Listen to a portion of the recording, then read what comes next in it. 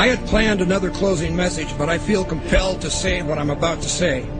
Now, I risk sounding like a conspiracy theorist, but it's no longer a theory.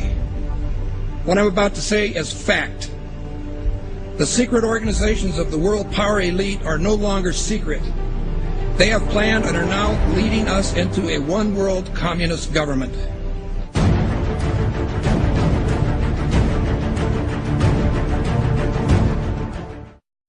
Executive order signed by President Obama has sparked controversy on both sides of the political aisle. The National Defense Resources Preparedness Executive Order was signed quietly Friday night. It gives the president the power to control U.S. resources. The Rules Committee is going to meet in the House. They are going to come up with a rule that makes it okay for them to do a same-day bill.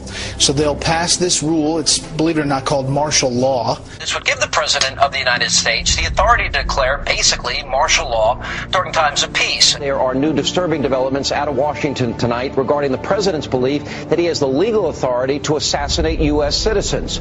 Incredibly enough, it appears that our commander-in-chief actually believes that authority exists not only on foreign soil, but right here on American soil as well. But Senators McCain and Levin have added this legislation, which would authorize the president to declare the entire United States of America, all 50 states and all territories, to be a battlefield, right, even though there's no battle, thanks be to God, going on here. War on terror is different. And that would authorize him to use commander-in-chief authority in the United States, to use the military to arrest people in the United States who, in the president's opinion, are enemies of the country. Particularly to hear President Obama claim the power to keep people in prison indefinitely with no charges against them, no conviction, no sentence, just imprisonment. Joining us now is former Secret Service agent Dan Bongino. Dan, thanks a lot for joining us. What do you mean there's no such thing as gun control, only people control? Tell me what that means.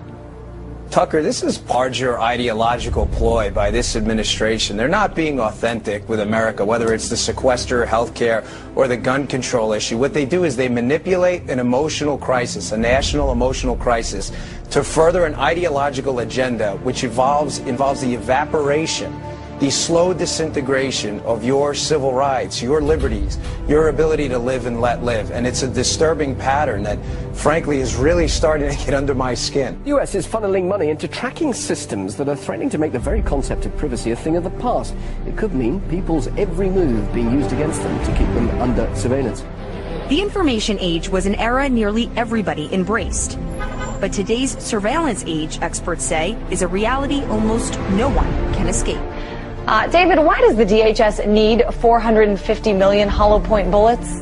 That kind of ammo that they purchased from ATK, hollow point ammunition, as you had explained, it's designed to, tear through human flesh and then expand. It's designed to kill people. This is not the optimal kind of ammo you would buy for target practice. It's more expensive and it's more precise. Do you think this is a sign that they're preparing for some sort of mass civil unrest? So they have an open bid right now, DHS, for even more ammunition, for 175 million rounds of .223 caliber rifle ammo. It's almost identical to the ammunition used by NATO peacekeeping forces. So that's very interesting. Are they planning on some kind of widespread economic unrest in the U.S.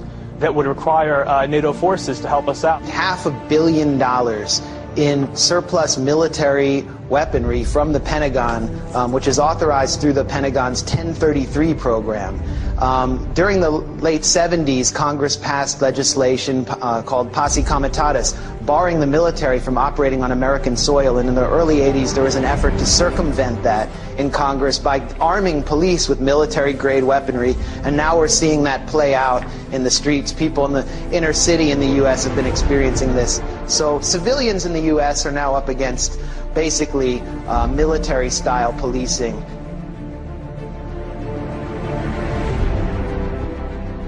The battle against terrorism involves all of us. Everybody in this country is a potential terrorist. The Department of Homeland Security sent to law enforcement agencies across the country warning about the potential for an increase in right-wing extremist activity. It warns about groups and individuals dedicated to single issues like abortion, immigration, and gun rights. Tonight, our focus is on every American's right to freedom of expression and freedom of religion. It's the Christians who are under siege by government officials and anti-religion groups who think Christmas and Christianity have no business in the public arena. The Department of Defense has just issued a new list of extremists that should be watched. And on that, in fact, number one, past the Muslim Brotherhood and past Hamas, Hezbollah, number one, evangelical Christians. We begin tonight with a newly leaked U.S. Army military police training manual for what they are calling civil disturbance operations.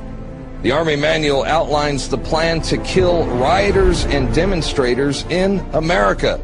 That's right, they have plans to confiscate our firearms and kill American citizens on U.S. soil. This during a mass civil unrest, I guess, shooting innocent civilians perhaps. And it goes on to describe how prisoners will be processed through internment camps. Wow. So there you have it. Our own military being trained for armed conflict with U.S. citizens. They're being trained to confiscate our guns in preparations to process us into camps during civil unrest.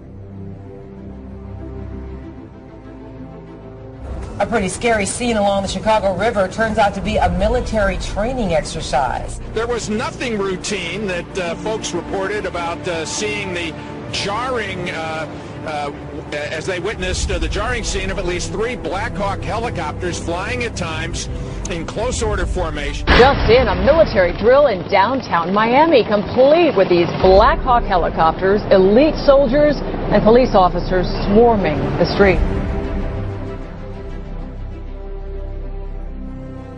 Take a look, swing back over here. This may be involved in this training or not. Again, let me tell you what all of this is that we know of. It's a joint military training exercise involving local police, also military. Sight of Army helicopters and the sound of gunfire created a lot of concern this afternoon in one Houston neighborhood.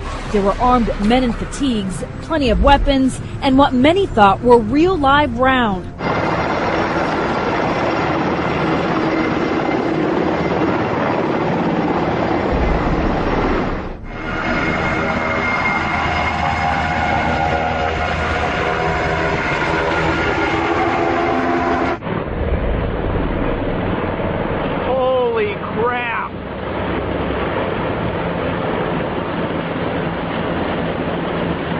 Armed Black Hawk. I told you they were coming. There's no lights on them.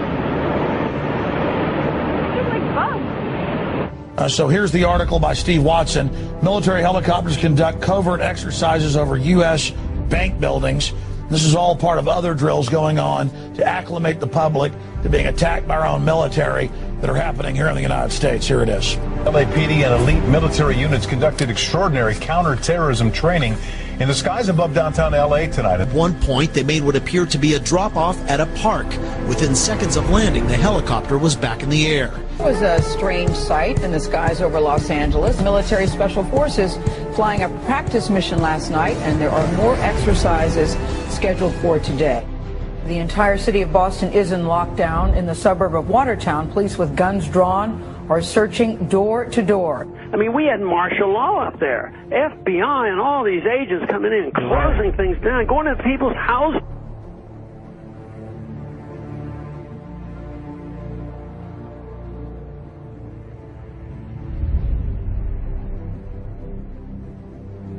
Mr. President, I do want to get right to the news of this week. Sure. The terrorism in Boston. Yeah. Many people have wondered if it took you right back to 9/11 when you heard it. Well, at first, I was deeply concerned that there might have been a organized plot. I don't know all the facts. I don't think we all know all the facts, but I was deeply concerned that this could have been, another